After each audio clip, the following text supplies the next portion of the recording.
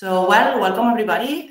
Just for the ones that we don't know us, we are like allWomen, tech academy for women by women. So basically the essence of our, let's say, company is to give or offer different courses linked to different like tech fields in order to break a little bit this gender gap that we can see, let's say, in this specific field. And well, among those courses, well, we have UX design, product management, and so on. And today, what we are going to see is, well, my name is Idoia, I'm the data science lead and also the instructor of these like powerful ladies that are going to present their final projects. So today we are going to see the final presentation of the project of those students that join in an immersive 10 weeks course, and they were able to learn Python, data science, data analytics, and a lot of things linked to that. And well, now it's like the opportunity to show to the audience or show to the, let's say, people that joined the event, well, all the beautiful projects that they did. So let's start the presentation. So we are going to start with Camila. So whenever you want, you can share the screen and start the presentation. Okay. Everybody is seeing the... Yes. Okay. Then my project is about terrorism. It's analysis over the years. First, I'm going to tell about myself. My name is Camila. I was a journalist for many years in another life. And a lot of other things as well. And I am trying to make this career transition to data science because I'm in love with it. And then let's begin. The data set that I choose, it's a data set from the Global Terrorism Database. It's from the University of Maryland. It's a data set that runs from the 70s to 2019 and has information about more than 2,000 attacks in 135 columns. It's a super huge data set and has a broad range of information. The definition of the data set about terrorism is the threatening or actual use of illegal force and violence by a state actor to attain a political, economic, religious, or social goal through fear, coercion, or intimidation. First part, I choose terrorism over the years. We can see here there is a tree map. There is a diagram that shows the data in a hierarchical way, with each area corresponding to its numerical value.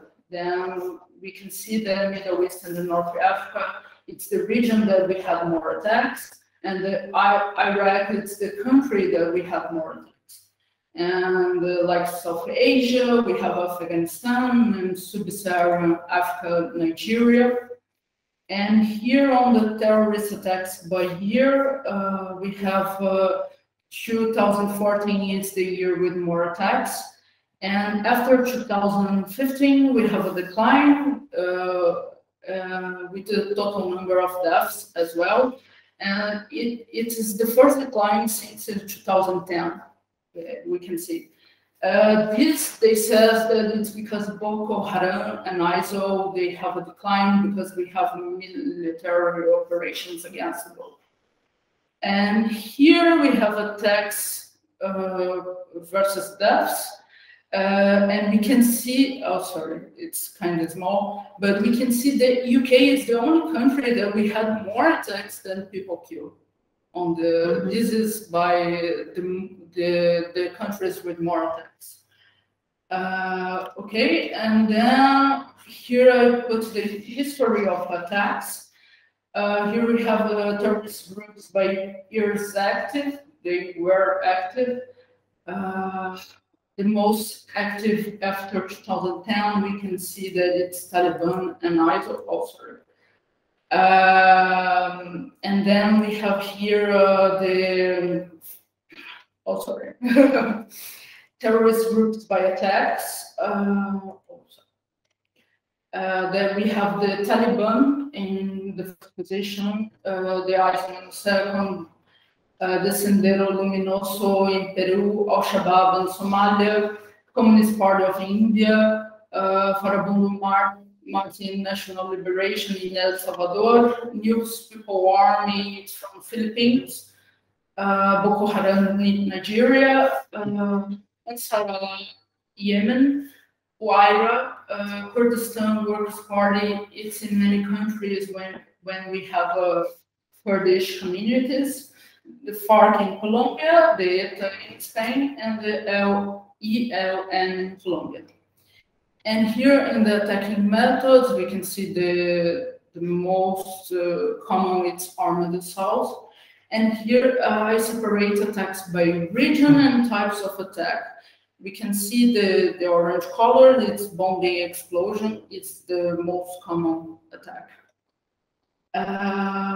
Here I have, it's the part of terrorism in Europe. I have here the terrorist groups.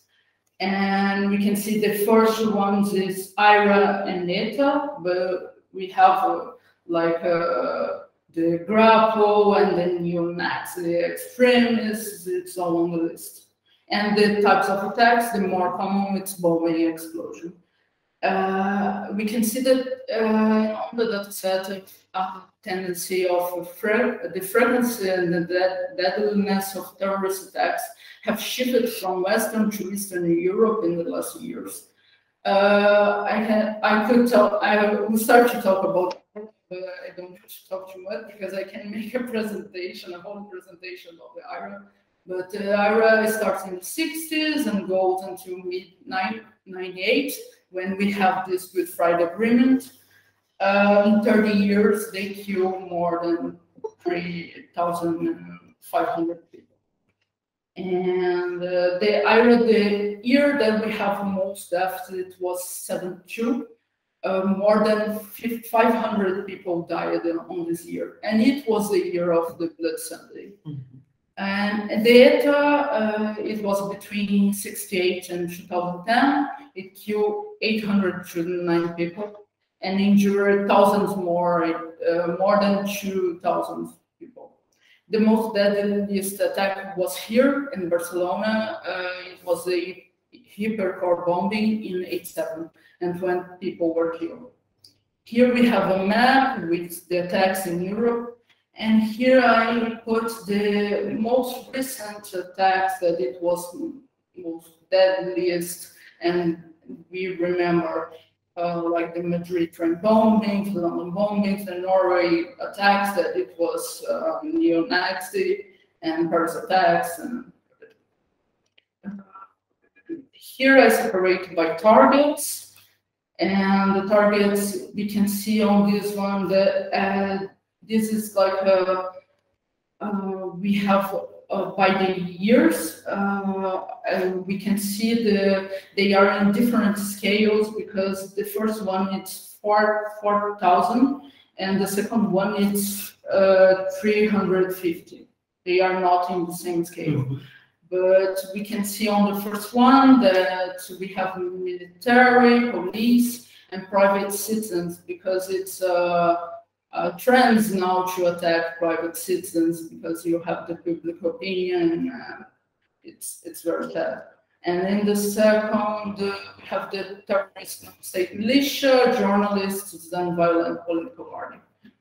And here we have types of targets. We can see the most common is military, police, and government. Here I have some things that I could extract from the data set. That it's like Baghdad was the city with most attacks. Iraq, Afghanistan, Nigeria, Pakistan, and Syria are the most affected countries. Middle East, North Africa, South Asian, and Sub-Saharan African regions with 84% of attacks and 95% of deaths since the 2000s. 97% of terrorism deaths in the US since 2000 were in the 9/11. And ISIL, Boko Haram, Taliban, and Al-Qaeda were responsible for 7/4 of all terrorism deaths in 2015. And 90% of all terrorism attacks occurred in countries engaged in violent conflicts. We have this tendency to think that terrorism is a super, like in Europe or in the United States, and it's not real. And the global homicide rate is 15 times the death rate from terrorism. Okay. And here I start to explain because I choose to use a natural language processing model. And NLP is the ability of a computer program to understand human language as it's spoken and written.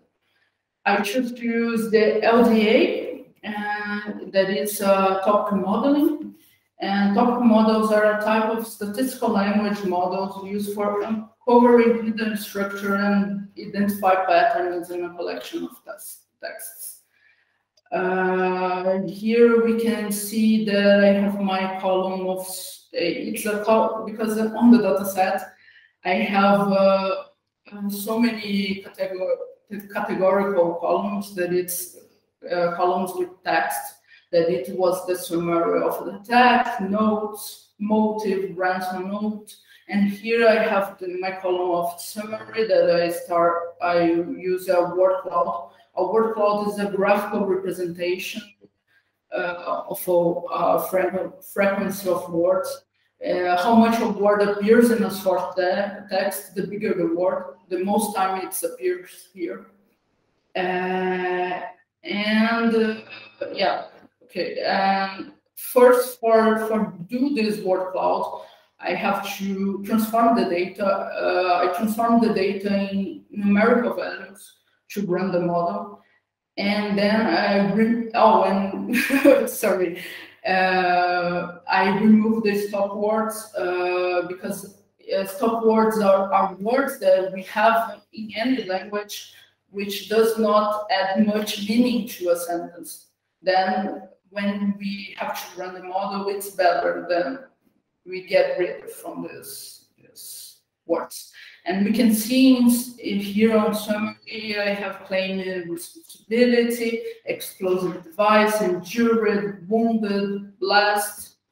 And the LDA, it separates the data in clusters, in groups of the same type. We can see here my column, I use the column of motive, and the LDA is separating 4 different clusters. I have my first topic that it was, we can see because Maoists is the communist part of India, and then we can see that it separates like Pakistan, Bangladesh, India, NPA, it's a communist organization from Philippines. It's communist, that is why it separates like that. On the second, we have Al-Shabaab, that is a Somalia and Yemen group. They are multi-ethnic, and it has Taliban because they says that Al-Shabaab tries to emulate what Taliban does. And we have military and elections. On the third, we have Sunni, Shiite, Muslim, Islamic, ISO, Levant, Iraq. And the 40, victim, state, people, government, peace, torture, and democratic. Okay, and here I made a part with the tweets because on 14 November of this year, attacks carrying Imad allWomen arrived at the Liverpool Women Hospital. A homemade bomb carried by him ignited, killed him, and injuring the taxi driver. The police later declared it to be a terrorist incident. Then I used SN scrape to scrap 3,000 tweets between the 14th of November and 21 of November that had the terms Liverpool bomb. And then I separated the most popular hashtags. And we can see here the hashtags, it's a correlation. The blue ones is the ones that are most correlated. And yeah, we can see like we have Christianity and terrorists. We can see allWomen and Islam. Yeah, it was not so good correlation, but I think it was great to see. And here I made a word cloud with the words that I extract from the tweets. And here we have the triggers. The triggers is a concept when we predict the probability of a given sequence of words in a data set. When we have a recipe and we have extra virgin oil, the extra virgin oil is a trigger. And we can see the triggers here, like no attack suspect, because they know who was. Support dubious asylum, because he tried, the attacker tried asylum in 2014 and it was denied. And die bomb blast, somebody died in a bomb blast, and homemade bomb explodes like it was a homemade bomb.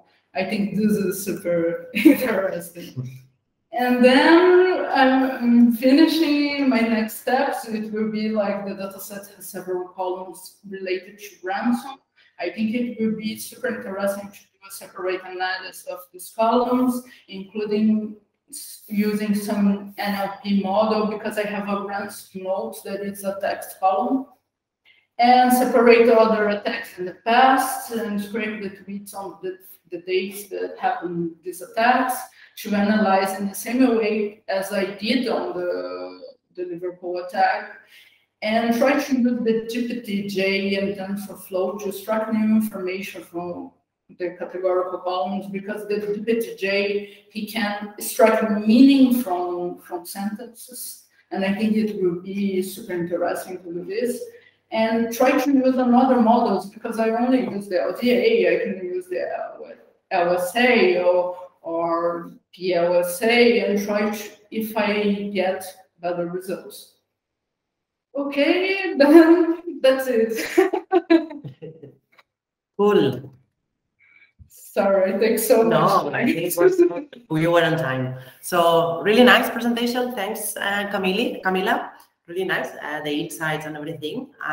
We have like some space for some questions. So if somebody wants to ask something, just feel free to like unmute yourself, or maybe add the question on the text, and Camila can like answer the questions if somebody has. Otherwise, I have two questions. Oh, be nice. So, well, let me start. Okay, so congrats on that, because it was a really nice analysis of terrorism and so on. So I have a couple of questions. So regarding the data set, okay, we saw that that you were analyzing, or not only overall speaking in terms of worldwide, but also zooming into Europe and so on. And we saw the type of attack, different terrorist groups, the motivation, description, and so on. But can you tell us a little bit about the data set? Because I've seen that you have a lot of different years, no, coming from the 70s up to the 2020s.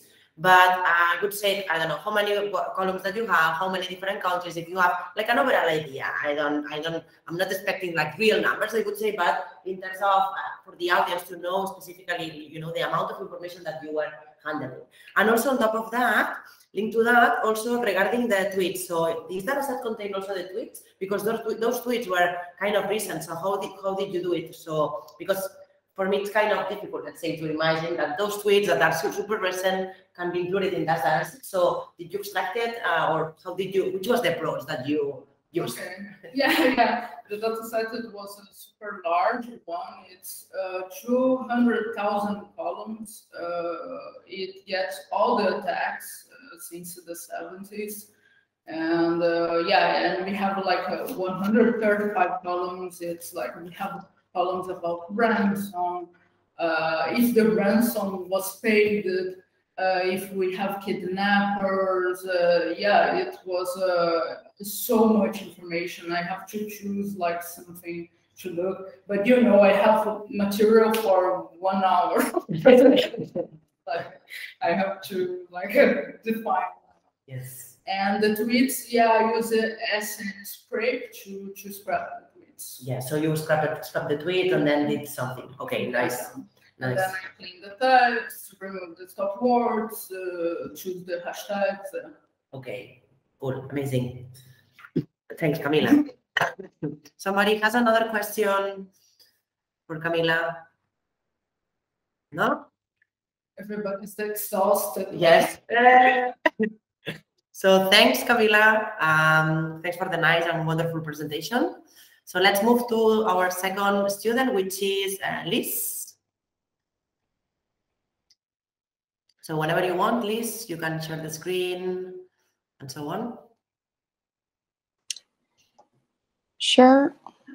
Yes. So we can share my screen whenever you want. Okay. Perfect. Thank you. So hi everybody. I'm Liz. I'm a senior media buyer, and my presentation is on how data science can be really helpful for marketers, and more precisely on how to optimize budget allocation on Facebook ads using data science. So what's the current situation? Right now, most marketing decisions are based on marketer experience and common sense, meaning it's pretty time consuming and it's maybe not the most efficient way to work, right?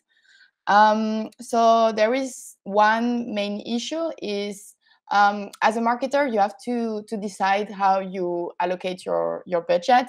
You have to decide between multiple combination of variables. So in which country you want to allocate your budget, in which target, and so on, while getting the highest return on investment.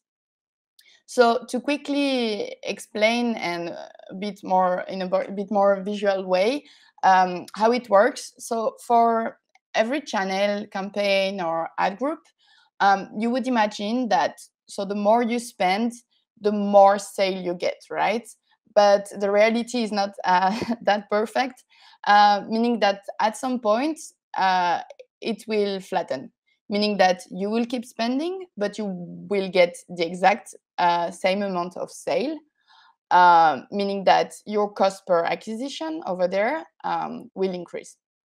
So because we don't want to waste money and always optimize and get the lowest cost per acquisition, as a marketer, we have to find this soft spot that would be your budget, where you can spend a lot, but get a low cost per acquisition. So how do we define that optimal budget? So I've decided to focus this project on two specific variables because, as I said, there is so many. One would be the country, so the budget per country, and the other one per target type, so your audience that you define on Facebook. Here there is two issues that we usually face as marketer. One is that Facebook doesn't provide a merge view of the account performance, and it's an issue because many companies, especially big company, they have multiple accounts, like one per country, and you would have to deep dive like in each account, and there is no easy way to compare the performance. And the second one is that there is no option to visualize the performance per target type in the reporting session. So there is just no way to compare and say, okay, this audience works better than this one. So what solution brings this project, right? So as a marketer, it's really important that first you implement naming convention in all campaign and ad sets, where you will just be saying what are the settings kind of the campaigns. And as a data scientist, I would be able to provide a useful dashboard displaying clear insights and our budget allocation model. So as a preliminary work, I've used real data from a nice company that shared this data with me. I have used a sample of approximately 3 weeks of historical data. So to get this data, I've connected first a Jupyter notebook that we use to code in Python to their Facebook API to be able to scrap the data. Then I've done a lot of cleaning. I've defined the new variable that we want to analyze, here being the country and the target type. And I've created a dashboard to display the insights. And then I've built a machine learning model to predict the optimal budget. So how does it look? Let me show you. So I've used a platform called Streamlit, which is pretty nice, that allows you to create those easy websites where you can display your output from the analysis, and it's all code in Python. So as a marketer, how you would navigate through this website? So if you go to the first page, which is the country analysis, you can get an easy view of the performance per country. So it's grouped by country. You can decide in which currency you want to see the data. I think to compare, maybe it's better to compare apple to apple, right? So maybe looking at the data in US dollar. And you can, in a few clicks, get a view of the performance per country. So you want to know from this time range, which was the top spending country. In this case, it's Spain. Which country had the lowest cost per acquisition, and so on. And you will be able to deep dive per day and have a daily view. So you can decide to look at one specific day or compare the different ones. So as an example, you can select like one country and the metric you want to look at. So maybe I think it's interesting, the return on investment. And you can, like in a few clicks and in nice view, see that, for example, the 11th of November, it was the day with the highest return on investment, and maybe this one the lowest. And then based on the decision you made that day, you could make some change and improve your campaigns. So the dashboard also provides the same view for the target type. So it's pretty similar. As you can see, you could compare your advertisement on the performance for your existing customer, compare maybe to the prospecting one. And then the last tab, so last but not least, the budget decision part. So to find your optimal budget, that soft spot I was talking about earlier, you would have to decide the country where you want to advertise. So maybe here, let's put Spain. Your cost per acquisition goal. So let's say the stakeholder told me it's 35. And then it will calculate automatically the daily budget per ad set that you should use to create your campaigns. In this case, would be 208. So to quickly explain how the model works without too much technicality, here is a visualization of the model. Basically, here what you can see, so similar as I've shown earlier, you can see how much you are spending per ad set and the cost per acquisition for each of them. And this green line here would represent your CPA goal. So here, 35. And as you can see here, you can find your soft spots. So basically, the model is just calculating this soft spots using a linear regression. So some limitation to the model and maybe future analysis that would be interesting.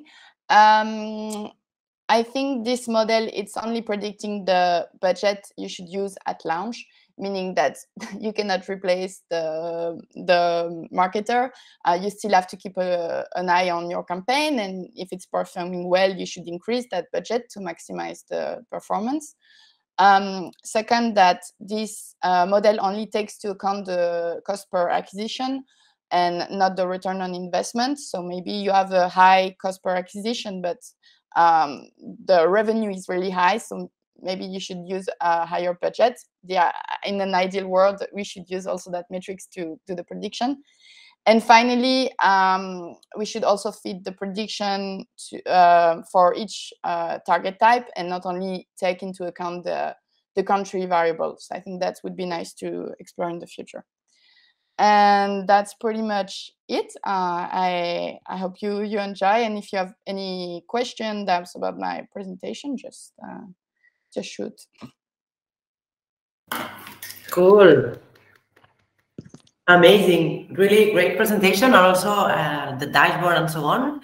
So I believe that this, I mean, the dashboard that you created together with the analysis, the models and so on, it's a really, let's say, really real application, let's say, of something, of one problem. So not only telling a story, which is also nice, but also it could be like a product, let's say, no, that you can use it in like any companies, using specifically the data that they have and so on. So I believe that, well, this dashboard together with the analysis and the models that you did can be used in like different companies, right?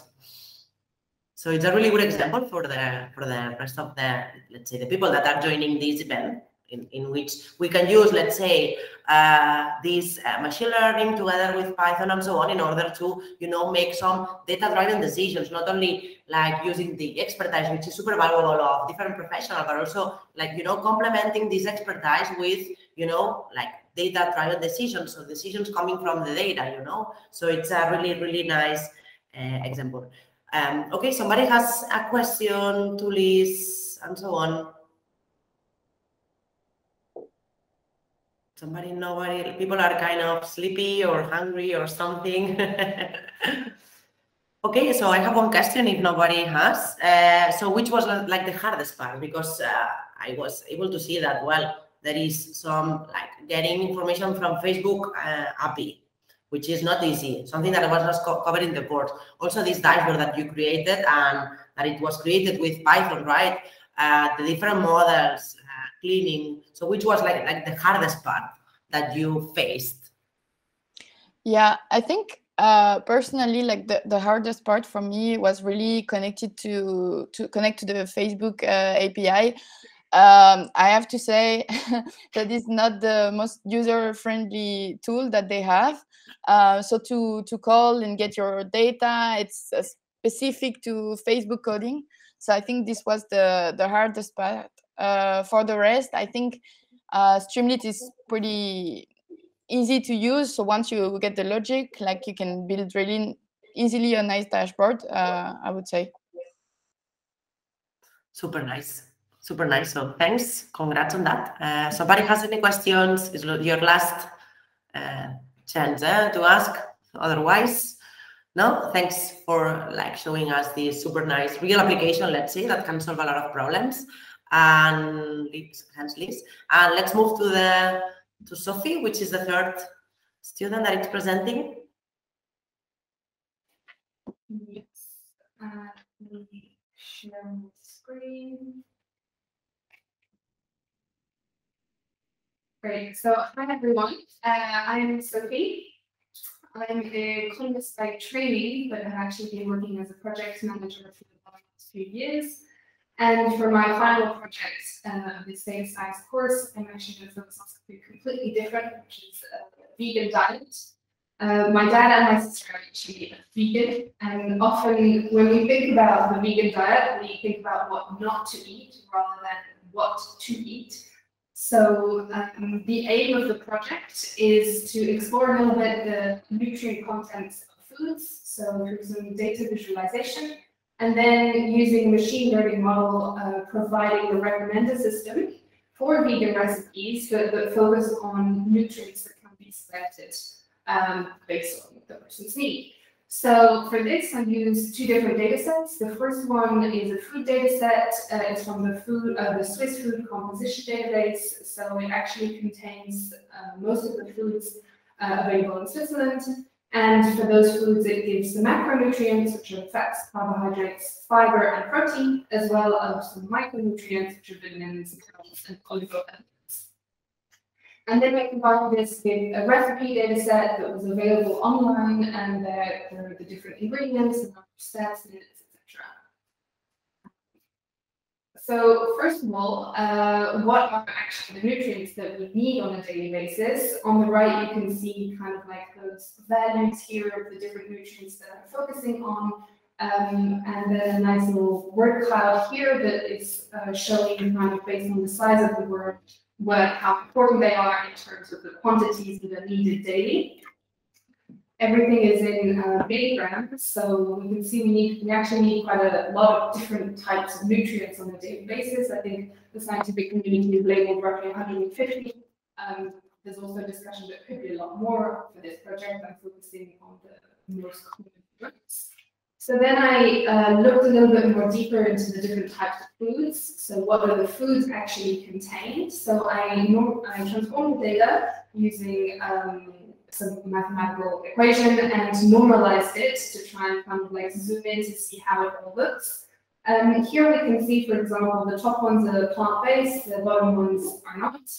Fruit and vegetables kind of give a nice distribution of the different types of nutrients needed. Cereal can be high in protein for a plant-based diet, and we see here for the meat products that fish and meat have quite high protein content. Spices and flavors are very rich in minerals. If you didn't know. Here is another graph showing similar but a little bit different information. So for 100 grams of food, how much of my daily nutrients requirements do I actually get? So we can see, for example, for vegetables and fruit, it's very, very low in the different types of kilocalories. These are the fat or the macronutrients, if we want the ones we need most of, which is fat and protein.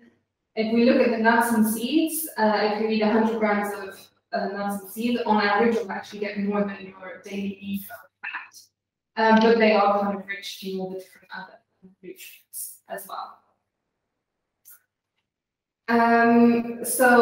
Okay, what are the top foods for each nutrient? Here I've just added a selection because, and I kind of regrouped them into clusters because they were very specific food from Switzerland that might not be understandable for everyone, but these are the categories where actually most of the top foods were non-plant-based. So meats, porks, cheeses for calcium, for example, iron, and zinc. So it is true that some people who follow the vegan diet might be low in these nutrients.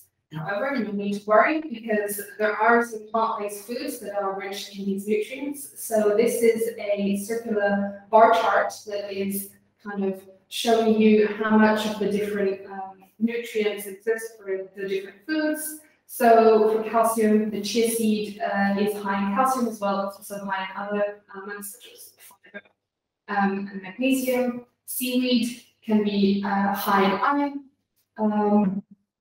Here, and then soybeans, lots of protein in soybeans, and then wheat is also high in zinc.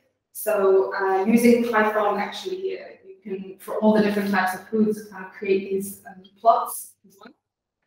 And now to the results. So the actual vegan recipe recommender, and I'm going to share that using Streamlit as well. So basically the model was actually created in Python, but I deployed the most important elements in this Streamlit website, so it's a little bit more user-friendly, and I can show you just the main outcome. So here you can choose kind of the vitamin or nutrient you want to focus on, say vitamin A. You can actually select several different ones if you want. Here we see that the program is running, and it shows you kind of the top food for that nutrient, and it's a database that is a table, but maybe more easy to understand is this graph. So here, vitamin A for carrots is extremely high, and then basically it calculates a score based on the different nutrients that we want to focus on, and then gives kind of an overview of the recipes that you want to put. You can then further select for a main meal or a dessert, and every time it kind of reruns the code, so it specifies. And here there's a word cloud as well, so we can see that carrot actually comes quite often, so oil and garlic obviously are in most meals, but then it specifies also the other ones. Mm-hmm. And then if you get a bit more of these recipes, you can also use a recommender system to actually that will provide you with recipes that are similar based on the ingredients content. So here again, using machine learning and natural language processing, which transforms all the different ingredients into the vector, and then based on that number, it provides a recommended system of other recipes. So that is it for the presentation. In conclusion, you can be vegan and not have deficiencies. There are enough plant-based foods that can provide the needed nutrients. The exception here is vitamin B12, where you just need to take supplements. So in terms of next steps, I would probably then try and update the recipe database because I used one that was already available online, but there might be some better ones out there, and probably striking ones that are focused on the vegan diet might make this tool even better. I'd also improve kind of the food labeling, making sure that they match perfectly. And what I didn't do is here I just used the kind of the basic raw nutrient values, but we know that if you transform the food, so cook it in a certain way, those nutrient values can actually change, which will also impact the score than the recommendation. So thank you very much. Hope you enjoyed it. Yeah. Congrats. Thanks for this nice and beautiful presentation together with, you know, the recommenders and so on. So first of all, share the link for the people that maybe want to, you know, play a little bit with the vegan recipes and so on, because, you know, sometimes it's kind of, you know, difficult to find like real or vegan recipes that are not the typical ones, I would say. So I encourage you to share, let's say, the link with, you know, with the audience that we have in the, you know, in the, how's it called, in the demo day, because I think it's also nice.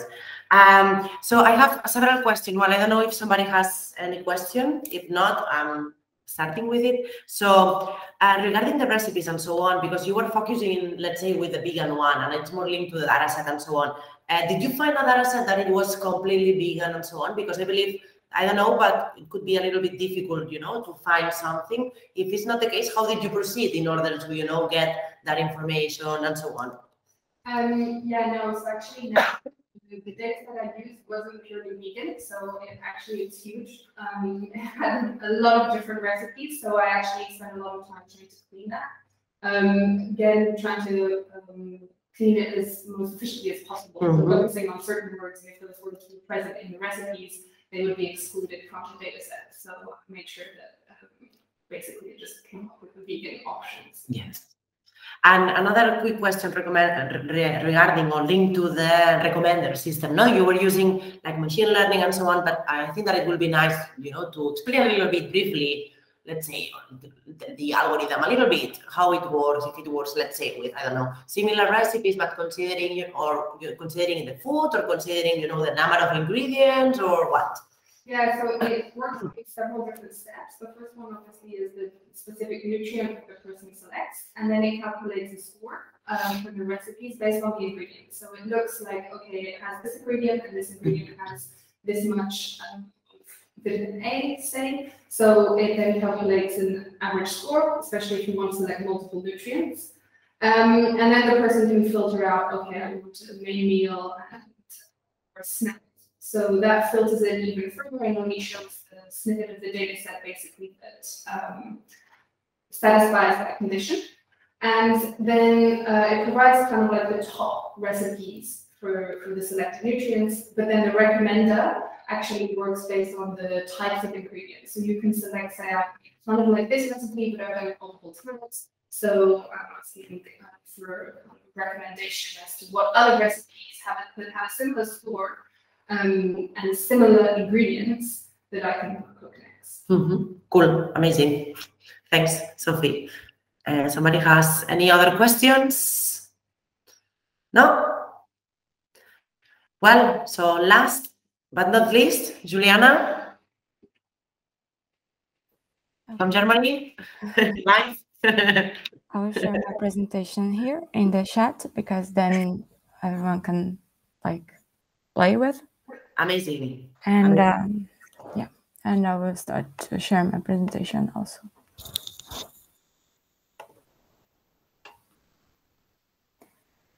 Okay, so Juliana. Well, I'm German, but I'm from Brazil, and I'm a dentist. But now I'm going for career as data scientist. Well, my final project was what game should I play, and it started as part of the data science course at allWomen. And one day I was just playing my Nintendo because I love to play games, and why not work with games in the final project? That would be interesting. So I chose to work with one game platform that's called Steam. And Steam is one of the biggest video game digital distribution services nowadays. Here you can take a look on the website. You can have some games streaming, like live streamings for C. You can go for the stores, the community. Here you can search for the game by name or even by category. You can also create your own game or store your games and other services. For the past years, well, since 2003, the company has increased the number of new accounts, but between 2029 and 2020, this number of new accounts got really increased, and that's probably because of the COVID pandemic and people being encouraged to stay at home and find new hobbies. And you can also see here that the number of release game, the percentage, also increased between 2029 and 2020. Just to talk a little bit about my data, so I scrape the data using iSteam API, and after that I clean and select the variables that I want to show to you and process all the information using Python. I split the project in two steps. The first one is exploratory data analysis, EDA, and the second one is a machine learning model to build a recommendation system. Here you can click on the button and go for the results. As Sophie and Liz, I also use Streamlit to create a web application. And for this web application, you can play with the results. So for the EDA, you can get the information for all years, for 1 year, for 2 years, all the years you want. So I encourage you to play a little bit with it. And the result will be some plots about it. I would just choose the whole years to give you an overview of what is a Steam dataset. So most of the games are distributed for the platform Windows. And if you're someone that plays some games, you know that you must have, if you have Linux or Mac in your computer, probably have a dual boot with Windows. Like I do, I have Linux to work and I play with Windows because it's more interesting for the companies to develop games for the platform. They know that most people have access. In this case, it's Windows. As the user scores, if it's a range of zeros, between 0 and 1, and most of the Steam games are over 0.6, so it's a really great scores for the games. The games, they have some free games on Steam, but they also have most of them are paid games. If we check here, we can see all the games by prices, but if we check the prices, most of the games are in the range of between 0 and 20 euros, 30 euros, so it's not really expensive games when we think about computer games. Even though they have some games that are really expensive, like this one. I don't know if anyone had played, but well, it costed 1,000 euros. So if you can see here, it is really far from the other ones. Even the ones that are less expensive, like 200 and 100 euros, are really far from the other ones. And here we can check the ratings again. And if we compare the ratings with the prices, we can see we have some games that are free, but they have good ratings. And we also have games that are more expensive, like these ones, but they are with a low rating. So it doesn't mean that if we spend more money and charge more, you have a better rating score in the Steam. For the categories, most of the games are single players.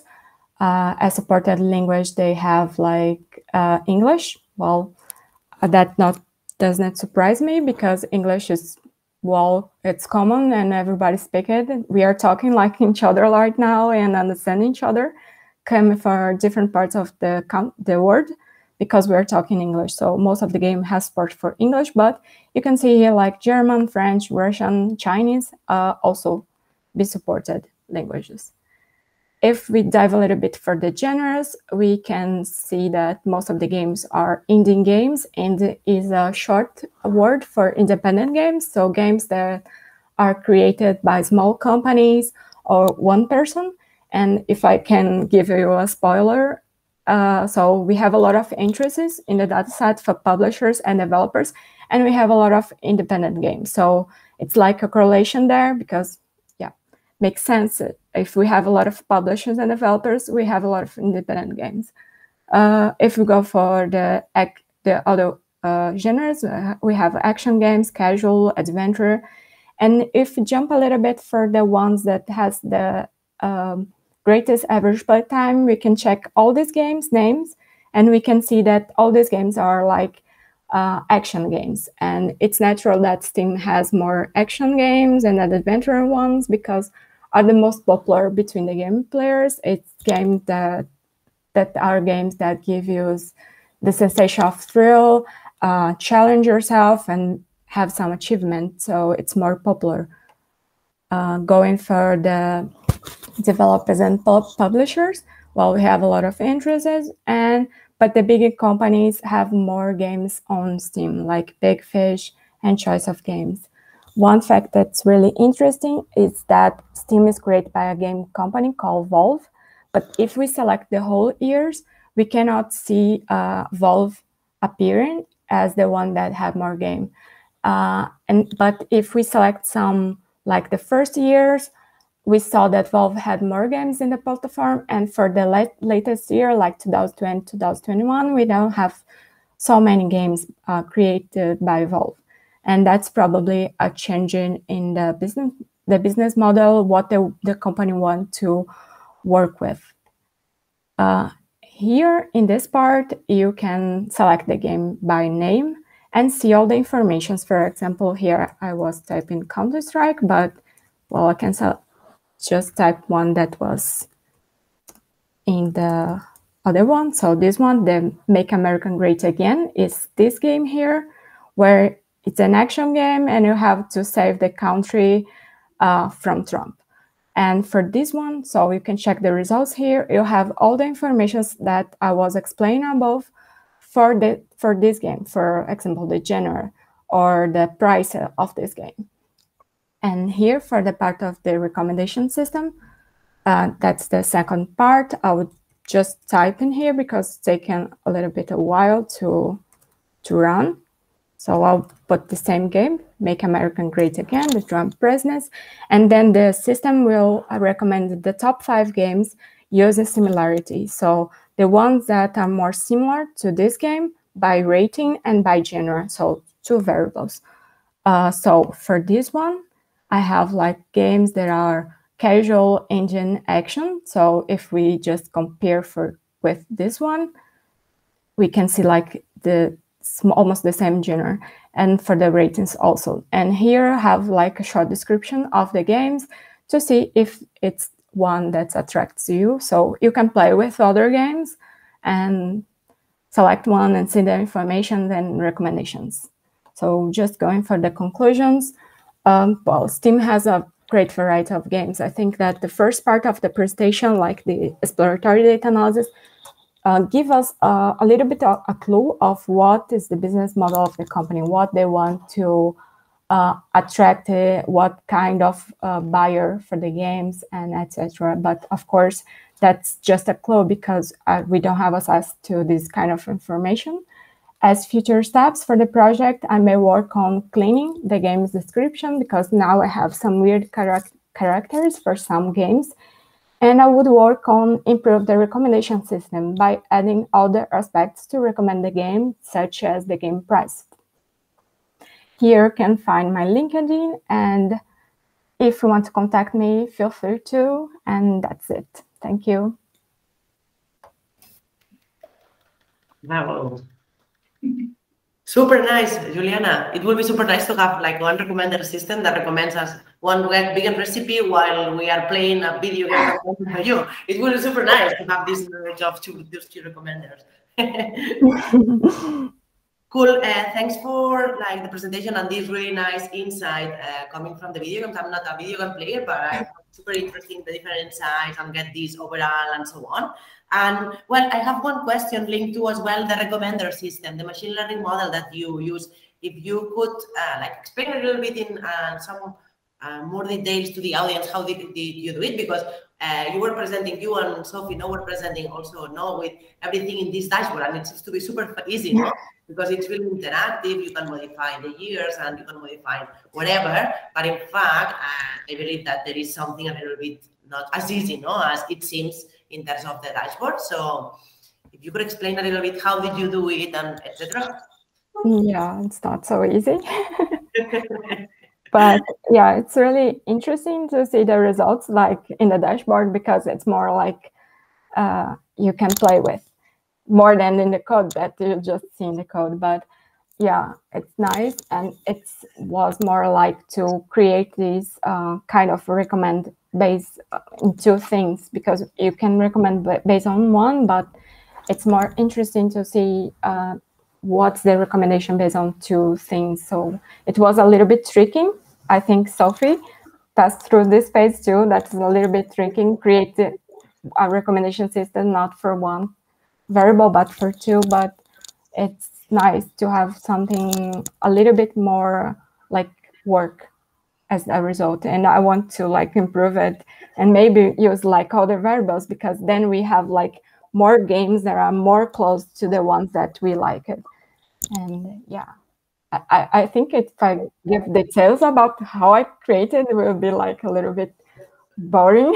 I know. No. Oh. Yeah, because it really creates some functions and everything to like get these recommendations. I think that's it.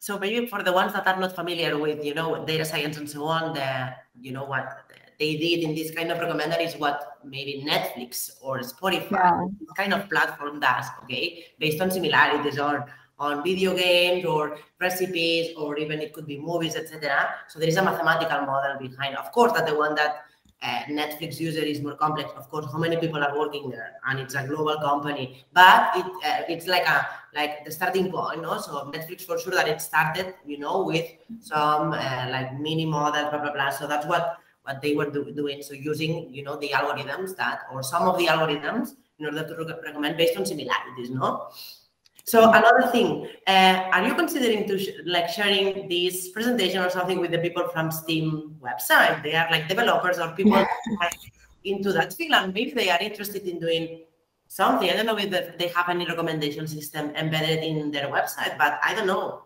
Just contact them. Okay, that's what I did for my final project.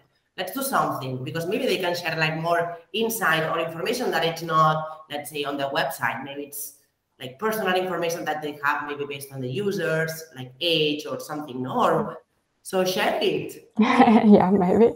I think it would be interesting, because it's like when I thought about like get the data and stuff, I was more thinking about like age, gender of the gamers, but that's like really sensitive information, so we don't have assets. Like it's not easy. It's more like a company information. So yeah, I would think that is interesting, but I didn't think about it. Of course, do it after Christmas, but do it. I encourage you to do it. Somebody has any other questions or things or something? No? So, well, I believe that, this is like the end of the course, the end of the presentation, the end of the big effort, and of these 10 weeks of hard work, and also listening to me all the time, blah, blah, blah, blah, blah, all the time. So this is the end, but it's the end of the bootcamp, let's say, or this experience that you had at allWomen, but it's the beginning of something really nice and really beautiful. Okay, so congrats all of you. I'm super proud of it. You should be also really proud of the achievement, let's say, that you did. So remember always what I'm telling you. Okay, remember you the first day that when you were doing the pre-work, or when we were installing the environment and so on, and remember how far did you reach, no? Or did you get? So don't forget, like that you have always to learn. That's true, but you know you can do it. Don't be afraid. Right now, I believe that you are not afraid of anything, even different programming language and so on. So well, keep it up, and that's all. Super proud and thanks for like the wonderful presentations and the wonderful, like say, projects that you did. And just keep me updated with the news linked to the jobs and so on, please. Okay, ladies. Yes, mira, Rodrigo is saying that nice work. Yes, it's true, eh? Cool, amazing, ladies. So, well, ya está, no? This is all. Okay, so, well, let me see you. Thanks for the audience, the mini audience. It was like an intimate event, but it's nice also. Sometimes it's nice to have some intimate event. Maybe it's because of the time and so on. Thanks for the rest for joining us. And well, stay tuned to, let's say, all the things that we do at allWomen. And have a nice Christmas and start the new year with a lot of energy. And well, thanks for joining. Okay. See you.